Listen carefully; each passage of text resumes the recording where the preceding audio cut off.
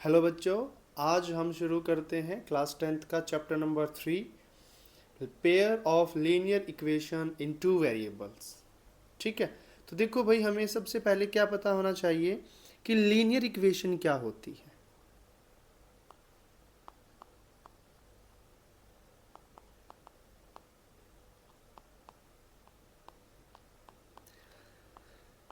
Linear equation हमारी वो equation होती है जिसमें हमारे वेरिएबल की हाईएस्ट पावर 1 होती है। वेरिएबल की हाईएस्ट पावर 1 होती है। ठीक है, अब देखो भाई, उसने क्या बोला कि वेरिएबल क्या होता है, कांस्टेंट क्या होता है, ये हम लोगों ने चैप्टर नंबर 2 में भी पढ़ा था। फिर भी मैं दोबारा से बता देता हूँ। जैसे कि भाई मेरे पास है 8y।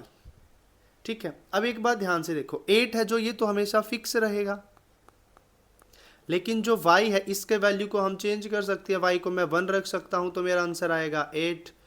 y को मैं 2 रख सकता हूँ तो मेरा आंसर आएगा 16। y को मैं 3 रख सकता हूँ तो मेरा आंसर आएगा 24। तो यानी कि यहाँ पर y का वैल्यू क्या हो रहा है, चेंज हो रहा है। और जब y का वैल्यू चेंज हो रहा है तो इसको बोलेंगे वेरिएबल। ठीक है, यानी कांस्टेंट का मतलब हो गया जिसकी वैल्यू फिक्स होती है, और वेरिएबल जिसका वैल्यू चेंज होता रहता है। ठीक है, तो लीनियर इक्वेशन का मतलब क्या हुआ, मेरा वो वेरिएबल जिसका हाईएस्ट पावर कितना है, 1 है। और हाईएस्ट पावर को ही क्या बोलते हैं हम लोग, डिग्री बोलते हैं। ठीक है, अब एग्जाम्पल से समझते हैं इसको। जैसे कि भाई मैंने ये लिख दिया 5x प्लस 3 इक्वल्स टू 0। तो ये मेरा देखो क्या है, x मेरा वेरिएबल है और इसकी पावर कितनी है, 1 है। तो ये लीनियर इक्वेशन बन गई हमारी। ठीक है, अब भाई मैं दूसरा लिखता हूँ। जैसे कि हमने लिख दिया 8z माइनस 5 इक्वल्स टू 0।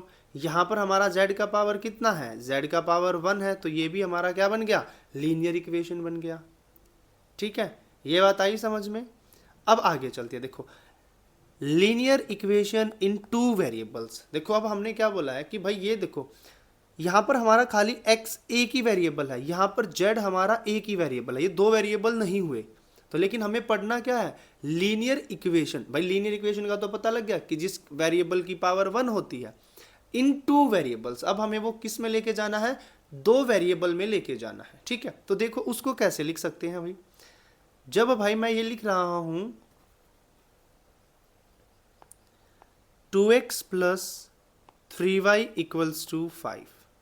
तो अब एक बात देखो ध्यान से, यहां पर जो हमारे वेरिएबल्स हैं वो कौन कौन है, हमारे वेरिएबल हैं एक x है और एक क्या है, y है।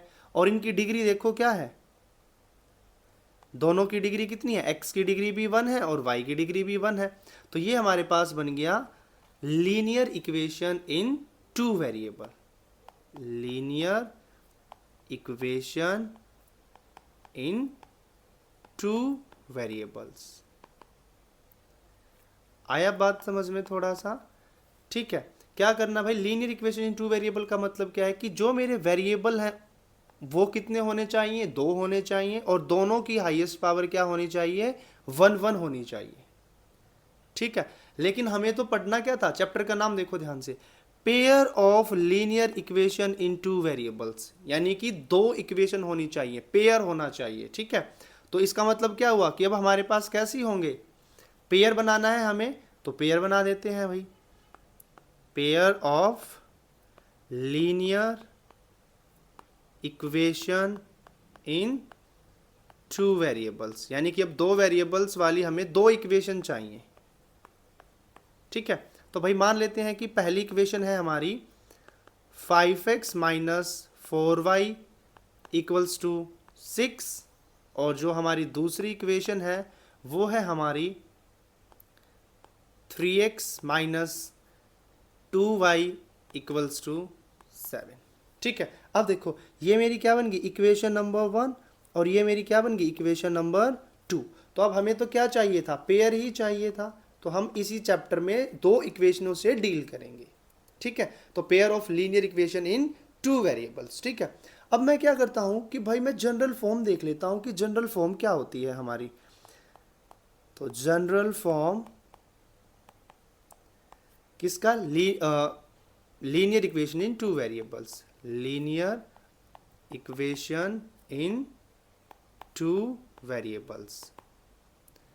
अब देखो जनरल फॉर्म क्या होगा, देखो भाई ये एक कांस्टेंट है, ये एक वेरिएबल है, ये एक कांस्टेंट है, ये एक वेरिएबल है, और ये भी एक क्या है, कांस्टेंट है। तो इसको कैसे लिख सकते हैं, ax plus B Y plus C equals to 0। तो ये मेरा जनरल फॉर्म होता है किसका, linear equation in two variables का। ठीक है, अब एक बात ध्यान से देखो, यहां पर जो ए बी सी है वो हमारे कांस्टेंट है, ए बी सी ये हमारे क्या है, कांस्टेंट्स हैं, और ये रियल नंबर है, और ए और बी मेरे कभी भी 0 के इक्वल नहीं होंगे। अब खुद से देखो, अगर मैं ए को 0 कर देता हूं, अगर हम क्या करते हैं, ए को 0 करते हैं, इफ ए इक्वल्स टू 0, तो इक्वेशन देखो क्या बच जाएगी, B Y plus C equals to 0। तो अब ये देखो ये क्या बन गई, linear equation in one variable बन गया। लेकिन हमें तो क्या चाहिए, linear equation in two variable चाहिए। ठीक है, अगर इफ b इक्वल्स टू 0, अगर b को 0 कर देते हैं तो क्या हो जाएगा, हमारी इक्वेशन क्या बन जाएगी, ax plus C equals to 0, ax plus C equals to 0। ये हमारा क्या बन गया, linear equation in one variable बन गया। लेकिन हमें तो क्या चाहिए, linear equation in two variable चाहिए, तो उसका जनरल फॉर्म होता है ax plus B Y plus C equals to 0। ठीक है, अब हम देखते हैं कि भाई लेकिन हमारे पास तो दो इक्वेशंस हैं, तो अब हम क्या करेंगे, तो ये जो दो इक्वेशन है हमारे पास ये बन जाएगी a1x plus b1y plus c1 equals to 0। ये है मेरी इक्वेशन नंबर 1। ठीक है, दूसरी इक्वेशन क्या होगी, a2x plus b2y plus c2 equals to 0। ये होगी हमारी इक्वेशन नंबर 2। तो अब देखो भाई, ये linear equation in two variables, ये भी linear equation in two variables, और इन दोनों को करेंगे तो क्या बन जाएगा, pair of linear equation in two variable. ठीक है, अब देखो भाई ध्यान से, मान लो कि मेरे पास कोई भी एक लीनियर इक्वेशन है। ठीक है, टू वेरिएबल्स में मेरे पास कोई भी एक लीनियर इक्वेशन है, तो जो उसका ग्राफ बनता है वो हमेशा, यानी कि जो हमारी लीनियर इक्वेशन होगी, linear equation in two variables, इसका जो ग्राफ होगा वो हमेशा क्या बनेगा, स्ट्रेट लाइन ग्राफ बनेगा।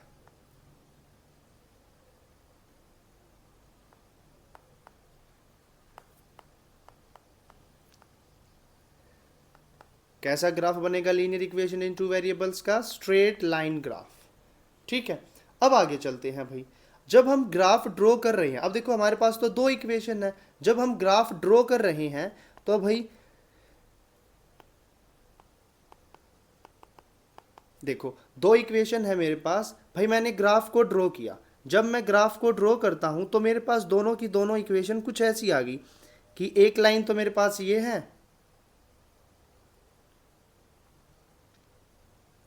ठीक है, और दूसरी लाइन हमारी ये है।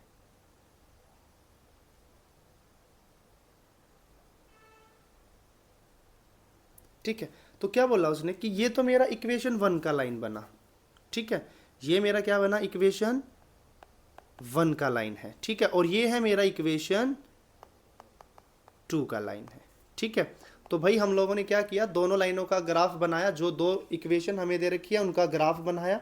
तो पहली इक्वेशन का ग्राफ तो ये वाली लाइन आया और दूसरी इक्वेशन का ग्राफ ये वाली लाइन आया। ठीक है, अब एक बात को ध्यान से देखो कि क्या ये दोनों एक दूसरे को इंटरसेक्ट कर रही हैं, तो यानी कि जो लाइन्स हो सकती हैं वो क्या हो सकती हैं, इंटरसेक्टिंग हो सकती हैं। कैसी हो सकती हैं, जब हम लोगों ने लाइन को ड्रॉ किया तो वो क्या हो सकती हैं, इंटरसेक्टिंग लाइन्स हो सकती हैं। ठीक है, अब भाई दूसरी कंडीशन देखते हैं। ठीक है, देखो भाई हम लोगों ने क्या किया, ग्राफ को ड्रॉ किया तो हमारी इक्वेशन लाइंस कुछ ऐसी बनी।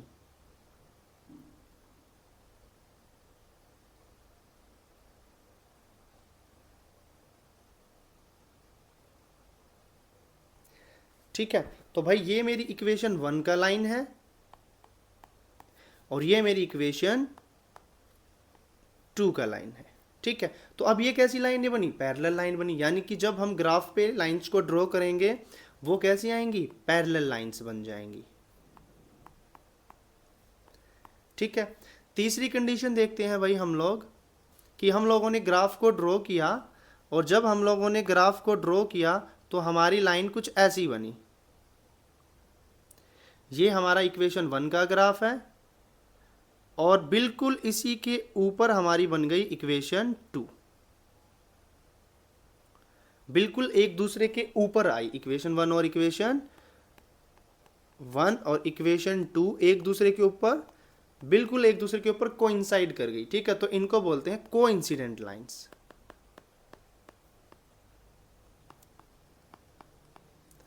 ठीक है, तो जब भाई हम अपना ग्राफ को ड्रॉ करेंगे, यानी कि मैंने इक्वेशन 1 और इक्वेशन 2 के लिए ग्राफ को ड्रॉ किया, ठीक है, या तो वो इंटरसेक्टिंग लाइंस होंगी, या फिर भाई वो पैरेलल लाइंस होंगी, या फिर भाई वो कोइंसिडेंट लाइंस होंगी। ठीक है, इसके अलावा कोई और लाइन नहीं होगी।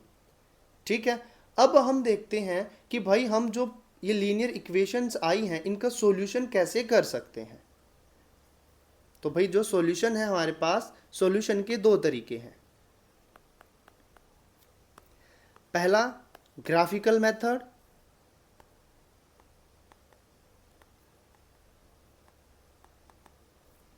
और दूसरा है अलजेब्रिकल मेथड।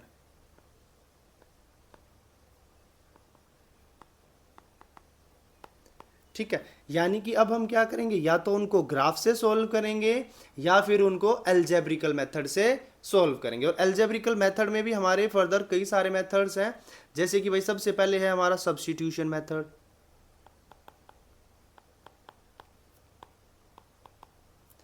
भाई दूसरा है हमारा एलिमिनेशन मेथड।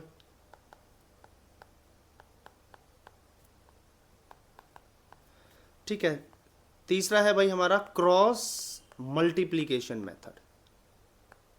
ग्राफिकल मेथड को देखते हैं कि भाई कैसे ग्राफ्स को कैसे बनाएंगे और कैसे इक्वेशंस को सॉल्व करेंगे। ठीक है, तो भाई मेरी जो पहली इक्वेशन है वो है a1x plus b1y plus c1 equals to 0, और जो मेरी दूसरी इक्वेशन है वो है a2x plus b2y plus c2 equals to 0। तो भाई मैंने पहली इक्वेशन का जब ग्राफ ड्रॉ किया तो वो ये वाली लाइन बनी, और जब मैंने दूसरी इक्वेशन का ग्राफ ड्रॉ किया तो ये वाली लाइन बनी, और ये कहीं एक पॉइंट पर क्या कर रही हैं, दोनों को इंटरसेक्ट कर रही हैं।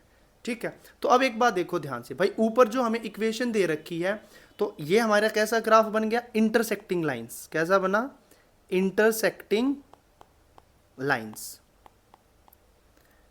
ठीक है, तो यानी कि जब कभी भी हमारा इंटरसेक्टिंग लाइंस ग्राफ बनता है तो क्या करते हैं, हम अपनी दोनों इक्वेशन को कंपेयर करते हैं। ठीक है, तो इक्वेशन को जब हम कंपेयर करेंगे तो जो हमारा कंडीशन बनेगा वो क्या बनेगा, a1 by a2 is not equals to b1 by b2। ठीक है, यानी a1 बाय a2 का रेशो हमारा इक्वल नहीं आएगा किसके, b1 बाय b2 का रेशो। ठीक है, और जब ये देखो अब एक ही पॉइंट पे इंटरसेक्ट कर रहा है तो इसका मतलब इसके पास क्या है, यूनिक सॉल्यूशन है। क्या है, यूनिक सॉल्यूशन है। तो उसने क्या बोला हमसे कि भाई जब कभी भी हमारा, जब हम इक्वेशन को कंपेयर करेंगे, कंपेयर करने के बाद a1 by a2 is not equals to b1 by b2 आ जाता है, तो हमारी लाइंस कैसी होती हैं, इंटरसेक्टिंग लाइंस होती हैं, और वो एक ही पॉइंट पे इंटरसेक्ट करती हैं, तो उसका क्या होता है, यूनिक सॉल्यूशन होता है। ठीक है, एक छोटा सा कॉन्सेप्ट और है, उसको और देखो भाई, कंसिस्टेंट और इनकंसिस्टेंट इक्वेशंस कौन सी होती हैं। ठीक है, तो कंसिस्टेंट देखो भाई,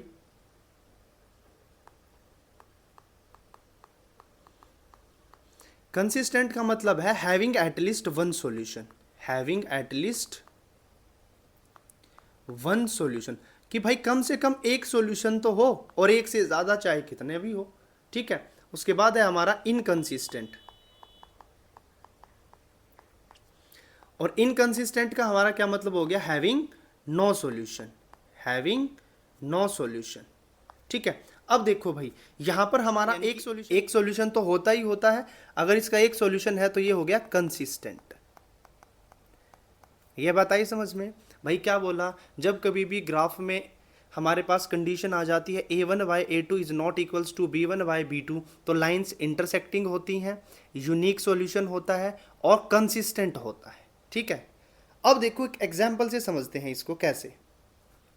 भाई मान लो मेरे पास कोई भी एक इक्वेशन दे रखी है, कोई भी इक्वेशन दे रखी है भाई मेरे पास, इक्वेशन मान लेते हैं x minus 2y equals to 0, और सेकंड इक्वेशन है मेरे पास 2x minus 3y plus 5 equals to 0।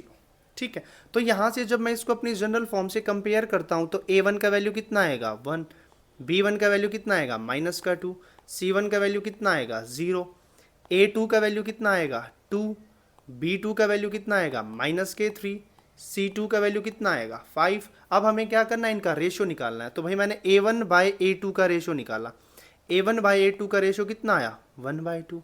फिर भाई मैंने किसका निकाला b1 बाय b2 का रेशो निकाला, और b1 बाय b2 का रेशो कितना आया माइनस का 2 और माइनस का 3, तो माइनस से माइनस कट हो गया तो ये आया 2/3। तो अब देखो कि क्या हमारा a1 by a2 b1 by b2 के इक्वल आ रहा है, नहीं आ रहा भाई, 1/2 2/3 के इक्वल थोड़ी होता है। तो ये हमारा आ गया 1/2 इज नॉट इक्वल्स टू 2/3।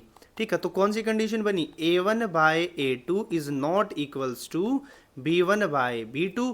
जब ये हमारी कंडीशन बनती है तो लाइंस कैसी होंगी, इंटरसेक्टिंग लाइंस होंगी, यूनिक सॉल्यूशन होगा और कंसिस्टेंट होगा।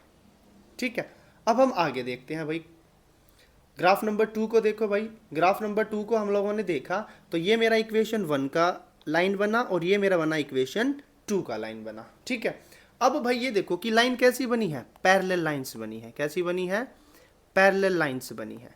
ठीक है, तो जो पैरेलल लाइन का कंडीशन होता है वो हमारा होता है a1 by a2 equals to b1 by b2 is not equals to c1 by c2।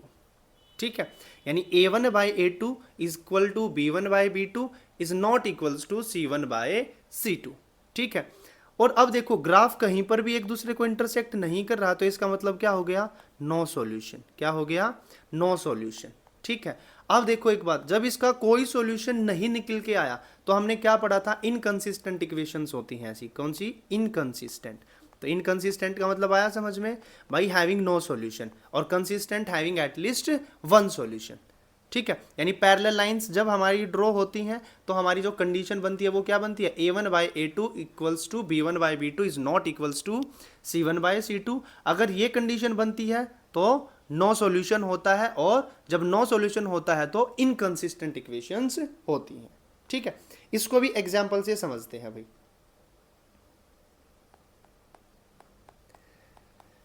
एक एग्जाम्पल लेते हैं, x plus 2y minus 4 equals to 0, 2x plus 4y minus 7 equals to 0। ठीक है, तो भाई जब हम इसको अपने इक्वेशन से कंपेयर करेंगे, जनरल फॉर्म से कंपेयर करेंगे, तो a1 का वैल्यू आएगा 1, b1 का वैल्यू आएगा 2, c1 का वैल्यू आएगा माइनस के 4, a2 का वैल्यू आएगा 2, b2 का वैल्यू आएगा 4, c2 का वैल्यू आएगा माइनस के 7। ठीक है, अब हम a1 बाय a2 का वैल्यू निकालते हैं, तो a1 by a2 equals to 1/2, b1 by b2 equals to 2/4, और इसको अगर काटेंगे तो हमारा बन जाएगा 1/2, and c1 by c2 equals to minus का 4 बाय माइनस का 7, माइनस से माइनस कट गया तो 4/7 आ गया। ठीक है, तो अब एक बात देखो भाई, a1 बाय a2 कितना आया 1/2, तो 1/2 equals to b1 by b2 कितना आया 1/2, और c1 बाय c2 कितना आया 4/7। तो यहाँ पर जो हमारी कंडीशन बनी वो कौन सी बन गई, a1 by a2 equals to b1 by b2 is not equals to c1 by c2। यानी कि जब हमारी ये कंडीशन होती है तो जो लाइंस बनती हैं वो कौन सी लाइंस बनती हैं, पैरेलल लाइंस बनती हैं। कौन सी लाइन बनती हैं, पैरेलल लाइंस बनती हैं। ठीक है, और जब पैरेलल लाइंस होती हैं तो वो कहीं पर एक दूसरे को इंटरसेक्ट नहीं करती, तो उसका नो सॉल्यूशन होता है, और जब नो सॉल्यूशन होता है तो इनकंसिस्टेंट इक्वेशंस होती है। ठीक है, ऐसे करना है भाई इसको। तो देखो पैरेलल लाइन के लिए कंडीशन क्या होगी, a1 by a2 equals to b1 by b2 is not equals to c1 by c2। ठीक है, अब ग्राफिकल मेथड का थर्ड कंडीशन को देखते हैं भाई, हमारे पास क्या है। तो भाई थर्ड कंडीशन है हमारे पास कि हमारे पास दो इक्वेशन हैं और दोनों की दोनों इक्वेशनों का जो ग्राफ बना वो कोइंसिडेंट लाइंस बन गया। तो भाई यही मेरा इक्वेशन 1 का ग्राफ है और यही मेरा इक्वेशन 2 का ग्राफ है। तो ये कैसी लाइंस है, कोइंसिडेंट लाइंस है। ठीक है, अब देखो कोइंसिडेंस लाइन है, तो कोइंसिडेंट लाइन का जो कंडीशन बनता है वो क्या बनता है, A1/A2 equals to B1/B2 equals to C1/C2। ठीक है, यानी तीनों का रेशियो जो हमारा बनेगा वो क्या होगा, इक्वल होगा। अगर बिल्कुल देखो, अगर तीनों की तीनों एक ही लाइन के ऊपर आ रही है, यानी कि हमारा जो पॉइंट्स है वो सारे के सारे पॉइंट्स एक ही लाइन के ऊपर आ रहे हैं, तो इंटरसेक्ट कहाँ पर हो रहा है, हर पॉइंट पे इंटरसेक्ट हो रहा है। और जब हर पॉइंट पे इंटरसेक्ट हो रहा है तो इसका मतलब क्या है, इन्फानाइटली मैनी सॉल्यूशंस है, इन्फानाइटली मैनी सॉल्यूशंस। ठीक है, अब इन्फानाइटली मैनी सॉल्यूशंस हो गए, लेकिन हम लोगों ने क्या पढ़ा था, अगर एक सॉल्यूशन आ जाता है तो वो कंसिस्टेंट हो जाता है, लेकिन यहां तो बहुत सारे हैं तो ये भी क्या हो गया, कंसिस्टेंट हो गया। ठीक है, तो हमें क्या ध्यान रखना है, अगर हमारा A1/A2 का रेशियो इक्वल्स टू आ जाता है B1/B2 के रेशियो के, इक्वल्स आ जाता है C1/C2 के रेशियो के, तो हमारी लाइंस कैसी होती हैं, कोइंसिडेंट लाइंस होती हैं। और कोइंसिडेंट लाइंस क्या करती हैं, एक दूसरे को हर एक पॉइंट पे इंटरसेक्ट करती हैं, तो इन्फानाइटली मेनी सॉल्यूशंस हो जाता है। और जब इन्फानाइटली मेनी सॉल्यूशंस होता है तो क्या होता है, कंसिस्टेंट होता है। ठीक है, तो एक एग्जाम्पल से समझेंगे इसको भी। हम कोई भी दो इक्वेशन मान लेते हैं भाई, मान लो हमारे पास इक्वेशन है 2x + 3y -9 equals to 0, 4x + 6y -18 equals to 0। ठीक है, तो ये दो इक्वेशन दे रखी है, तो भाई इसको हम जनरल फॉर्म से कंपेयर करेंगे। तो यहाँ से हमारा A1 का वैल्यू आएगा 2, B1 का वैल्यू आएगा 3 और C1 का वैल्यू आएगा -9। फिर A2 का वैल्यू निकालते हैं, A2 का वैल्यू आएगा 4, B2 का वैल्यू आएगा 6 और C2 का वैल्यू आएगा -18। अब रेशो निकालते हैं भाई। ठीक है, A1/A2 इक्वल्स टू 2/4, एक दूसरे से कट करेंगे तो 1/2 आ जाएगा। B1/B2 इक्वल्स टू 3/6, इसको भी कट करेंगे तो 1/2 आ जाएगा। ऐसे ही हमारे पास है C1/C2, इसको भी कट करेंगे तो हमारा आ जाएगा 1/2। ठीक है, तो यहाँ से जो हमें मिला वो क्या मिला, A1/A2 equals to B1/B2 equals to C1/C2। ठीक है, तो जब तीनों का रेशियो इक्वल आ जाता है तो अभी अभी हम लोगों ने पढ़ा, तो कैसी लाइंस ड्रॉ होंगी, कोइंसिडेंट लाइंस। कैसी होंगी, कोइंसिडेंट लाइंस। अब जब कोइंसिडेंट लाइंस ड्रॉ होंगी तो वो हर एक पॉइंट पर एक दूसरे को इंटरसेक्ट कर रही होंगी, तो कितने सॉल्यूशंस होंगे, इन्फानाइटली मैनी सॉल्यूशंस। ठीक है, और जब हमारा एक या एक से ज़्यादा सॉल्यूशन आ जाता है तो इक्वेशंस क्या हो जाती हैं, consistent. Algebraic methods of solving a pair of linear equations, यानी कि अब अलजेब्रिक मेथड से हम कैसे सॉल्व कर सकते हैं वो सीखेंगे। ठीक है, तो अलजेब्रिक मेथड से सॉल्व करने का सबसे पहला तरीका हमारा होता है substitution method.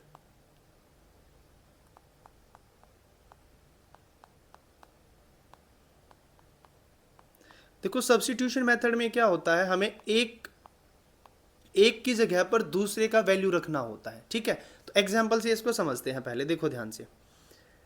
x + y equals to 14 and x - y equals to 4। भाई हमारे पास दो इक्वेशन दे रखी है, इक्वेशन नंबर 1 है जो x + y इक्वल्स टू 14 है, और जो इक्वेशन नंबर 2 है हमारी वो है x - y इक्वल्स टू 4। अब हमें करना क्या है, जो इक्वेशन हमें इजी दिख रही है उस इक्वेशन से एक वेरिएबल की वैल्यू निकाल लो। तो भाई मैं इक्वेशन नंबर 2 से यहाँ से x का वैल्यू निकाल लेता हूँ। x का वैल्यू क्या आएगा, 4 + y।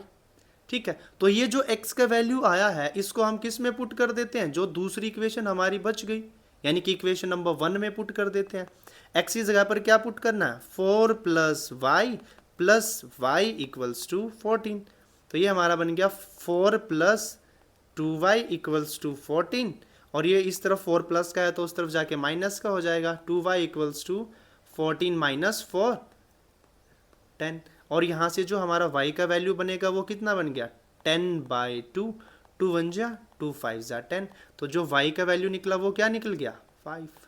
ठीक है, अब y का वैल्यू तो 5 निकल गया, अब हमें किसका वैल्यू निकालना है, x का वैल्यू निकालना। तो x के वैल्यू के लिए हम इसमें पुट करेंगे। ठीक है, तो x का वैल्यू किसके इक्वल था, x इक्वल्स टू 4 + y, और y का वैल्यू 5 आ गया, तो 4 + 5, 4 + 5 9, तो x का वैल्यू हमारा 9 आ गया और y का वैल्यू हमारा आ गया 5। ठीक है, ऐसे सब्स्टिट्यूशन मेथड से करना है हमें। भाई करना क्या है, जो इजी वाली इक्वेशन है वहां से हमें एक वेरिएबल की इक्वेशन बनानी है, यानी वैल्यू निकालनी है, फिर जो दूसरी इक्वेशन बच गई उसमें उसको पुट करना है, फिर हमारा आंसर आ जाएगा। ठीक है, आगे एक्सरसाइज में बहुत सारे क्वेश्चंस करेंगे।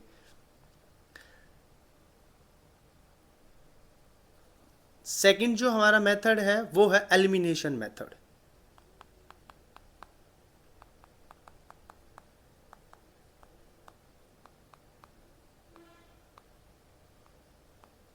अब एलिमिनेशन मेथड में क्या होता है कि भाई हमें ना दो इक्वेशन दे रखी होंगी और उन दोनों इक्वेशनों में से हम क्या करेंगे, एक को एलिमिनेट कर देंगे, यानी एक को क्या करेंगे, बाहर निकाल देंगे। ठीक है, और जब हम उसको बाहर निकालेंगे तो एक वेरिएबल ही बच जाएगा और फिर उसका क्या आ जाएगा, हमारा डायरेक्ट आंसर आ जाएगा। ठीक है, देखो इसको कैसे कर सकते हैं, इसको भी एग्जाम्पल से समझेंगे।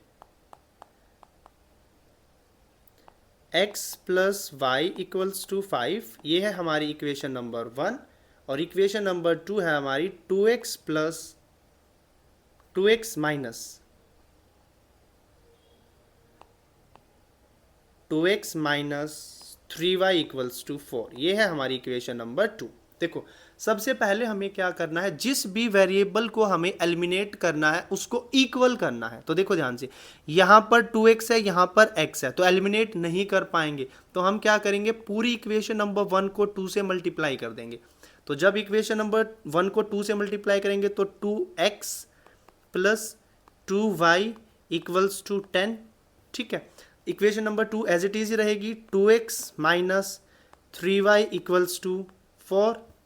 ठीक है, अब देखो भाई ध्यान से, अगर मैं इनको ऐड करता हूं तो फिर दोबारा से क्या बन जाएगा, हमारा linear equation in two variables बन जाएगा। तो देखो मेरे को x को एलिमिनेट करना है, दोनों का सेम साइन है, तो मैं क्या करता हूं, माइनस कर देता हूं, माइनस माइनस का प्लस और प्लस का माइनस। ठीक है, तो अब ये माइनस का 2x है, ये प्लस का 2x है, तो ये कट गया हमारा।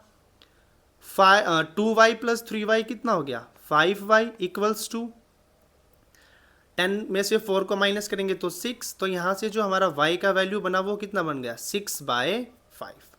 ठीक है, अब 6/5 हमारा वैल्यू आ गया किसका, y का। अब हमें किसका निकालना है, x का निकालना है। ठीक है, तो जोन सी भी आपको आसान इक्वेशन लगे, यानी कि इजी इक्वेशन लगे, उसमें y का वैल्यू पुट कर दो। भाई मेरे को तो इजी x + y = 5 लगा। ठीक है, तो x + y = 5, तो यहाँ पर जो हमारा y का वैल्यू निकला वो 6/5 निकल गया, तो x + 6/5 = 5, और यहाँ से जो मेरा x का वैल्यू बनेगा वो बन जाएगा 5 - 6/5। फिर एलसीएम लेंगे, एलसीएम 5 आएगा, 5 × 5 = 25 - 6/5, तो ये हमारा आंसर आ गया 19/5। ठीक है, इस मेथड को हम बोलते हैं एलिमिनेशन मेथड। देखो एलिमिनेशन मेथड में क्या करना है, एक वेरिएबल को एलिमिनेट करना है। आप किसी भी वेरिएबल को इक्वल कर लो, x को कर लो या y को कर लो। ठीक है, अगर सेम साइन है तो नीचे वाली इक्वेशन के साइन चेंज कर दो, अगर डिफरेंट है तो डायरेक्ट ऐड कर दो।